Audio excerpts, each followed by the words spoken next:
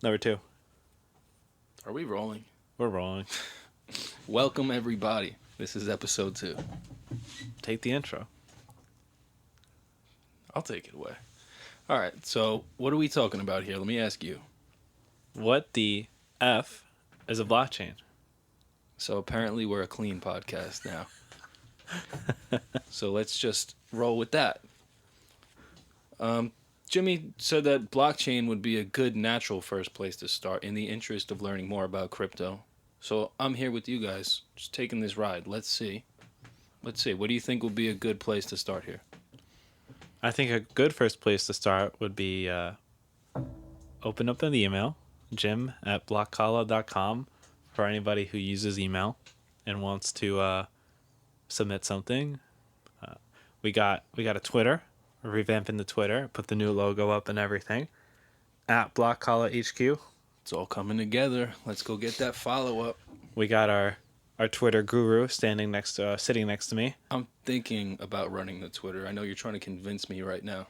I'm not just quite sold on it yet.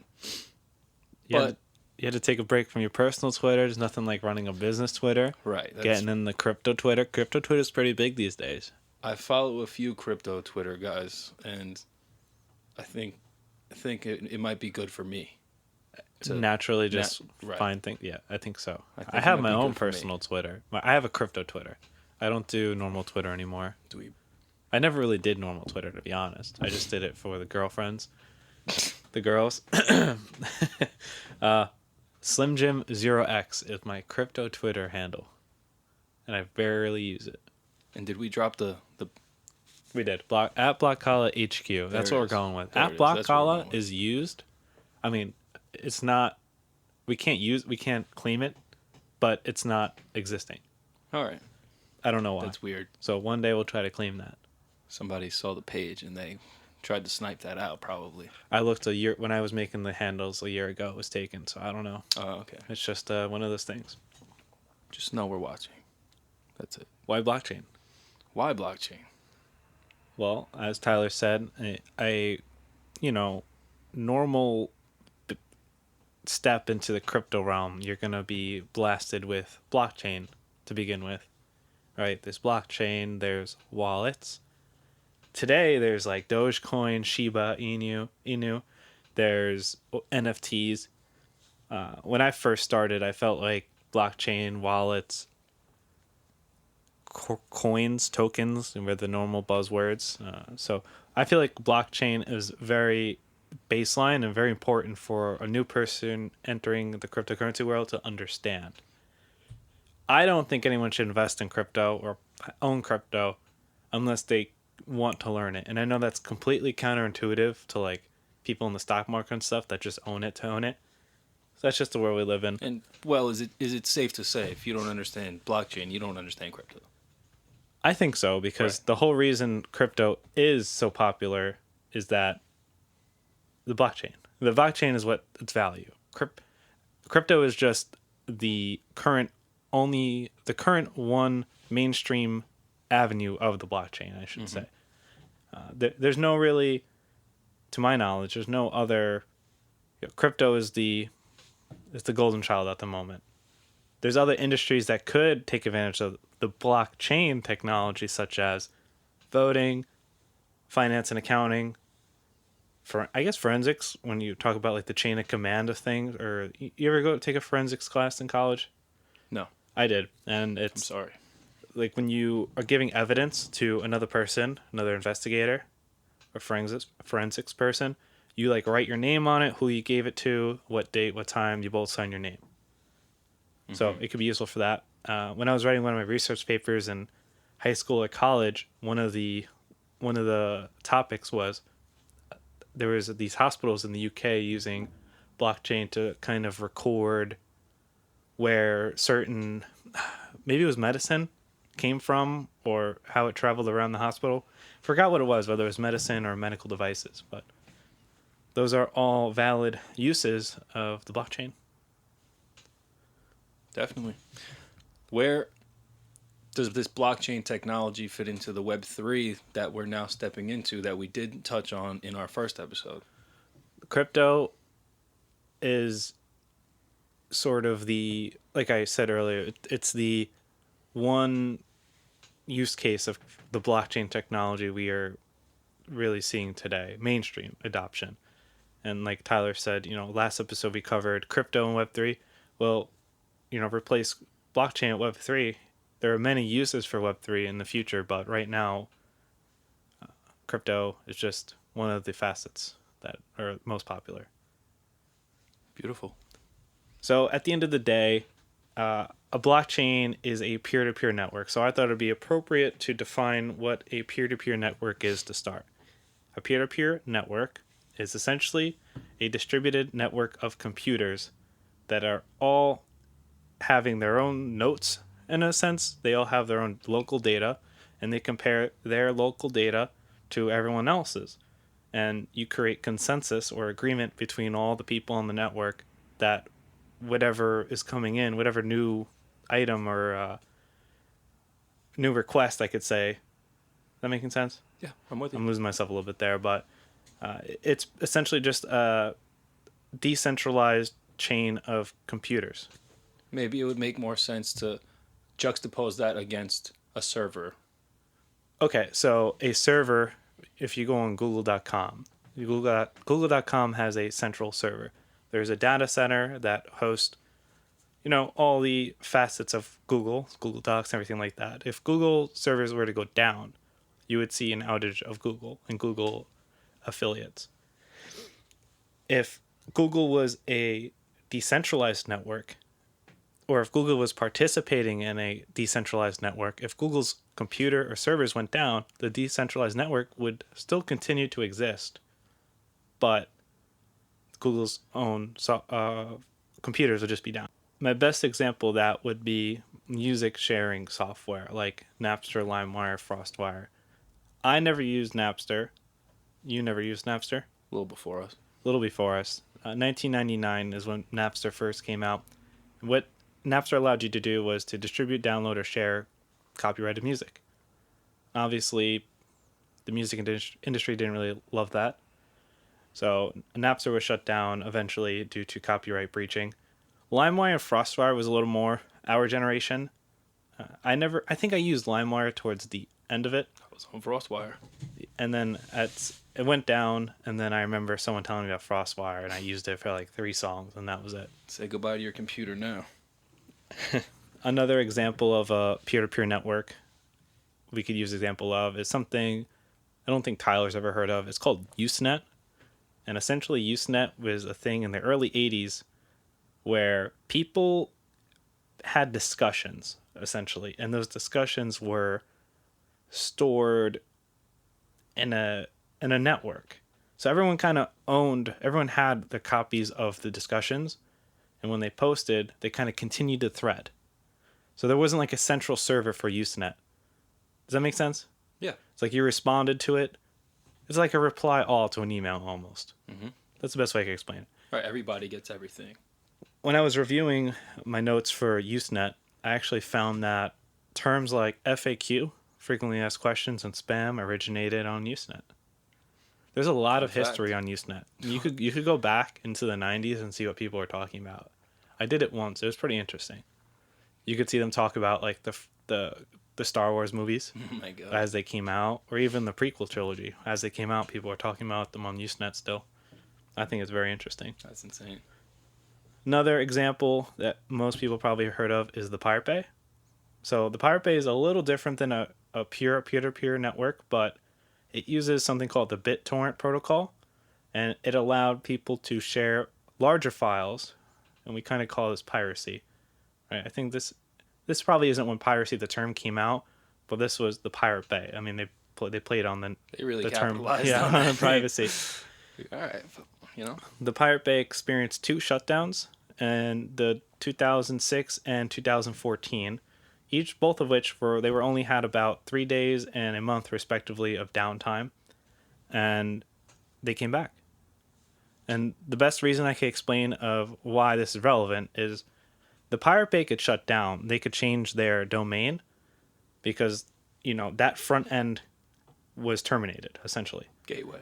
And the gateway. So I just learned that word.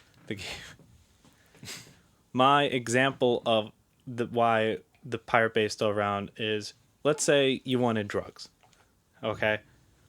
You will find somebody who knows where to find the drugs. You would call your barber.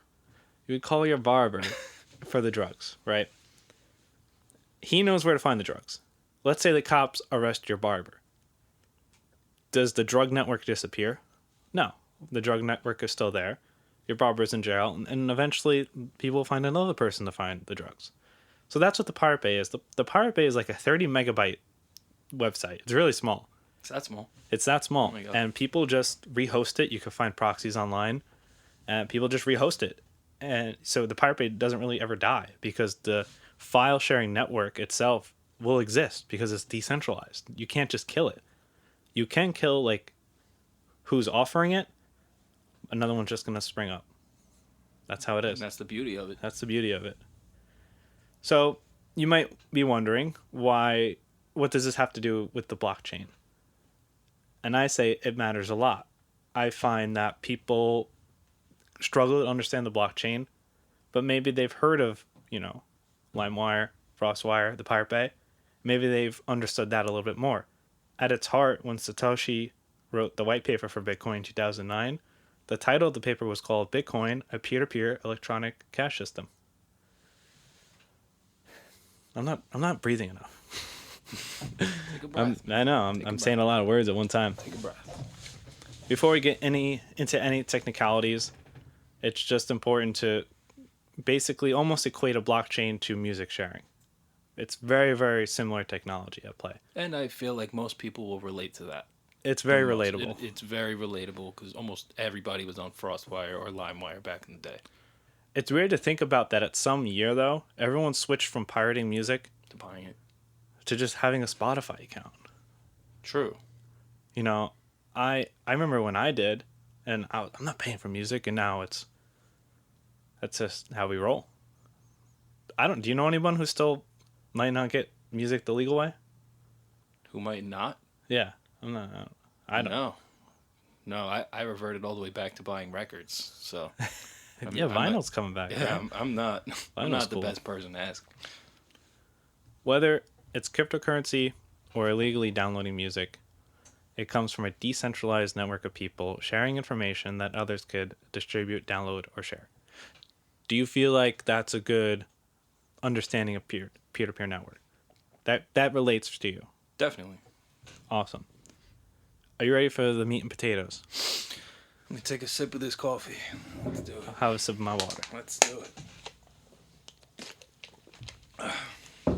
This is where it goes from less of a research paper that I'm subtitling to now I have to teach, right? Now I have to try to make you, Tyler, and you, the listener, understand only using words, which I think is very difficult.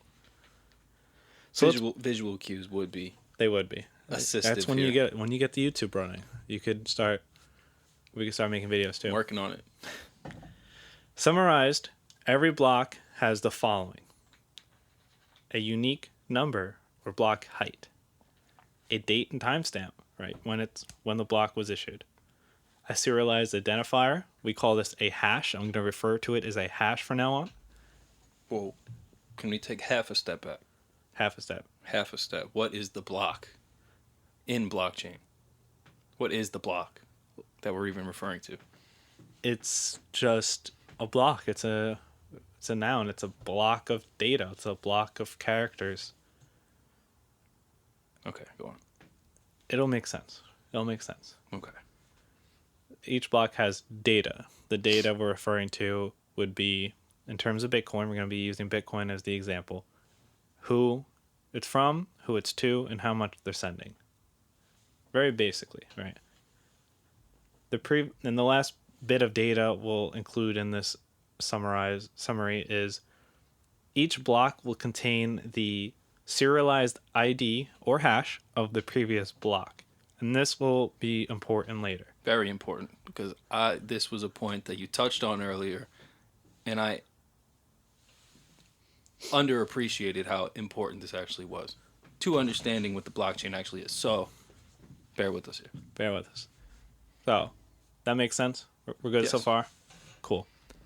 How does the blockchain stay secure? I feel like a lot of people don't understand why Bitcoin is what it is.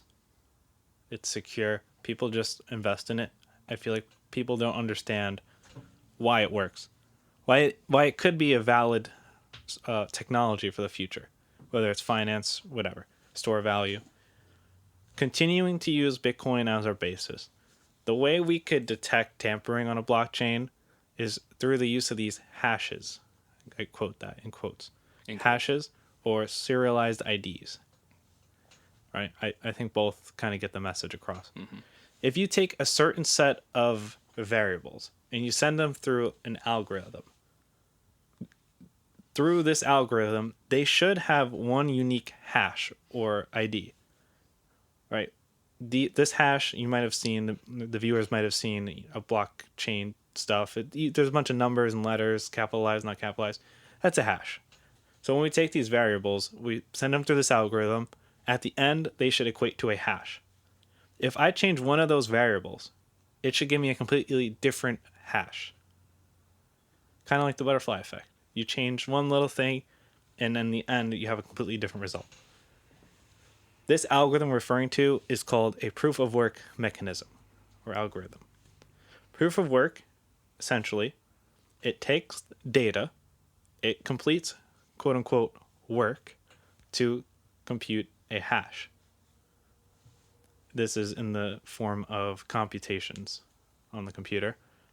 Upon completion of this computation, a block is quote unquote mined. This is where we get the term miner from. Mining blocks. That's what makes you a Bitcoin miner. That's what makes you a Bitcoin miner. This occurs at an average rate of 10 minutes, and that's important. Standard.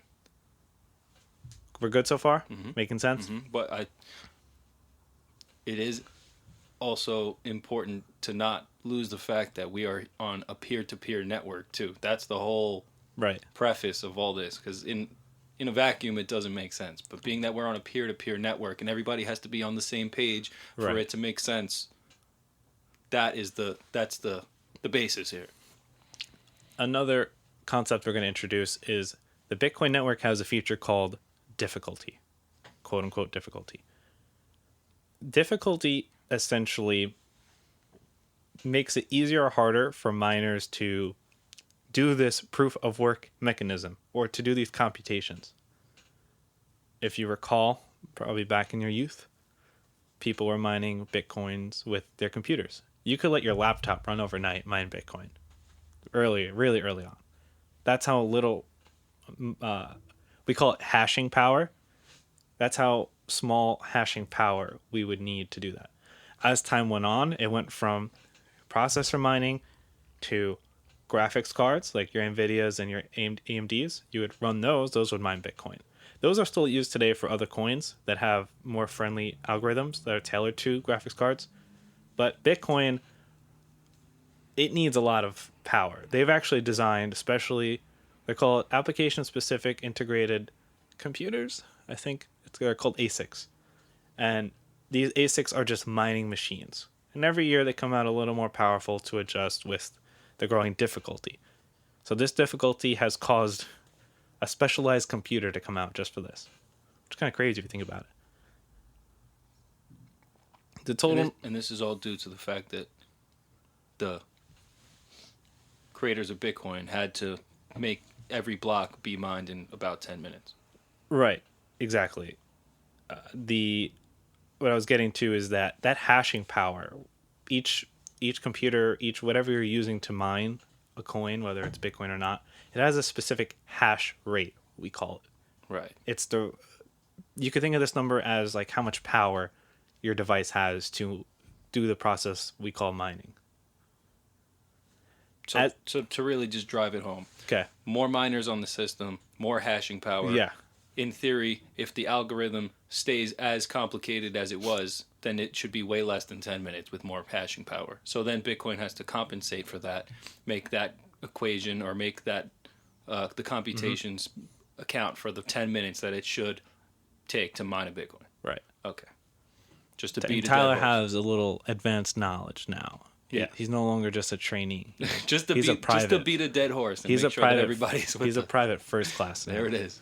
So like Tyler was saying, it's like it's a balancing beam. Right. You know, if we're on a seesaw, Beautiful. the difficulty goes up.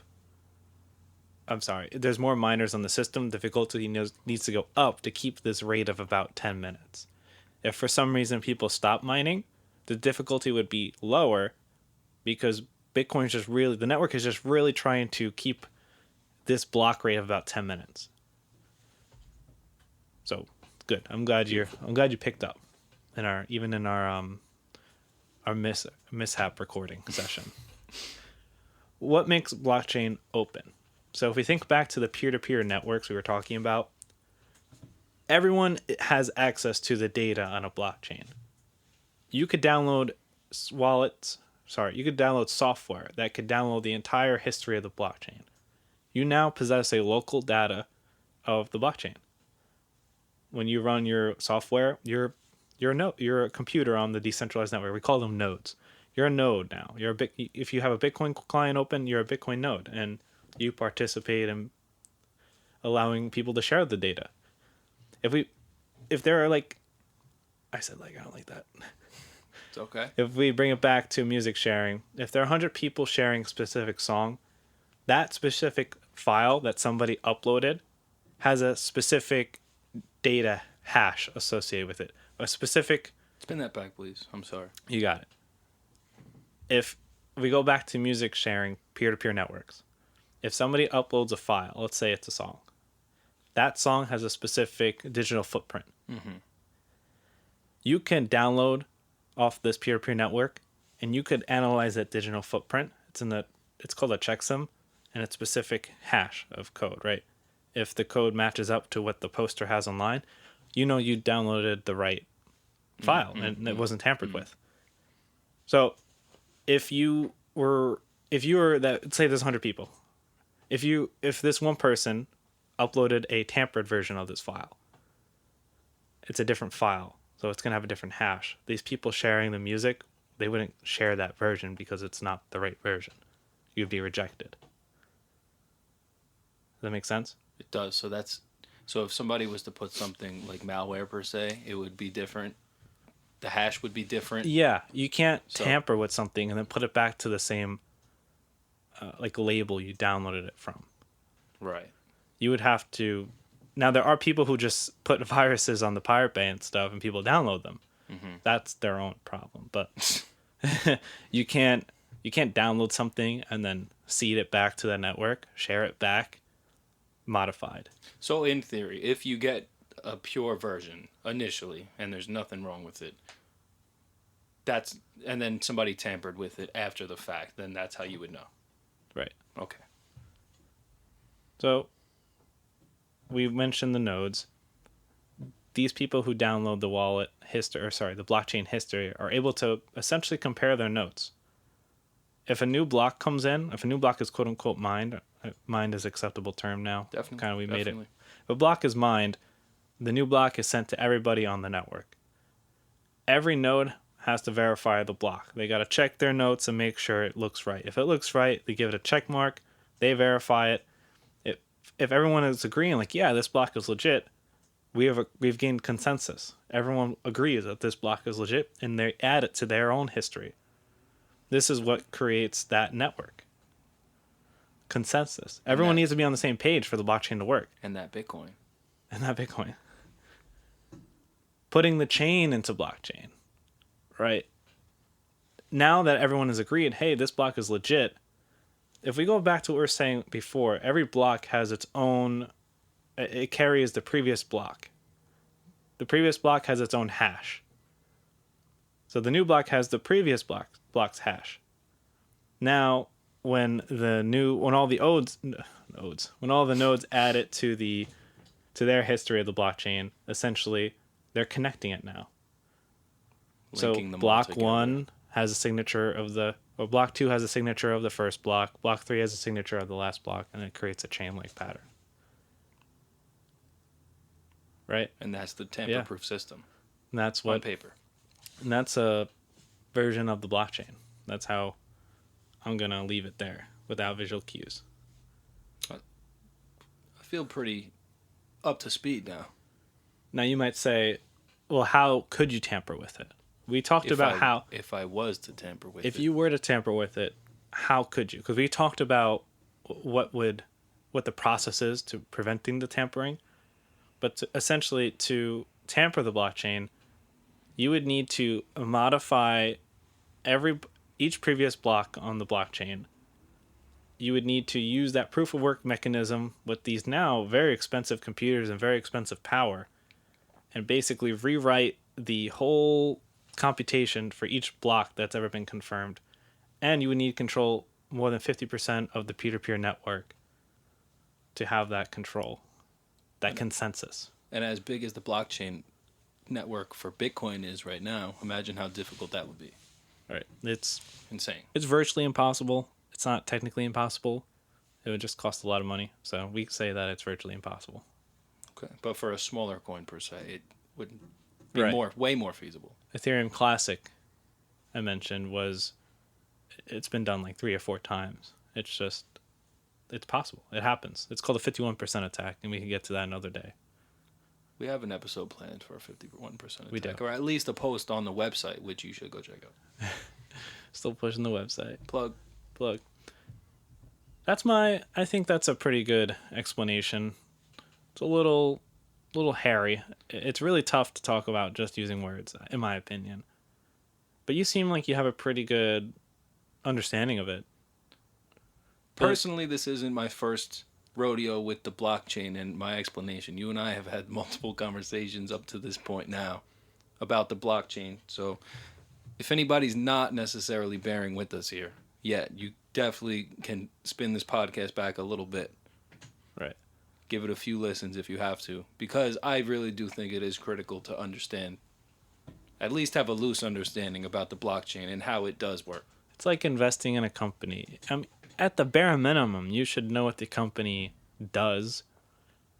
How does the company make whatever, right? IBM. Okay, I know they do computers. I know they're into the cloud and stuff.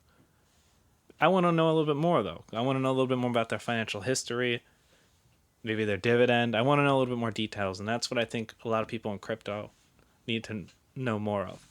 I am so frustrated with people in crypto when I look at Twitter and stuff. It's ridiculous. Oh, it's like sharks in the water. They're just looking for what's the next thing that I should dump my money into. You have like Adidas making NFTs now. Melania Trump making NFTs, and people just buy them. There's no reason for it. They barely know what the blockchain is, and they're buying NFTs. And that's not to say that there aren't some cool NFT projects that might be worth a second look. Like what? I know what you want me to say right now. Yeah, there's some valuable projects, especially in the metaverse. We'll have an episode about the metaverse. I'm excited for that one. That's definitely a good one. That's really relevant right now. But those are cool things. When I bought land in Crypto Voxels, a metaverse world, it was because I just wanted to learn more. You just get my feet wet. It wasn't that expensive back then. It was like a couple $100. That's not Decentraland, is it? No. Oh, it's different. What I did was I went on all 3 big worlds, in my opinion. There was Decentraland, there was Crypto Voxels, and there was Samium Space or something like that.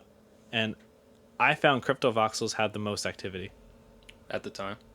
Yeah. Decentraland has since blown up, though. It has blown up. Everything that made it. Ever since Facebook went meta. Bastards. All right, I feel like that's a good wrap for now. Oh, definitely.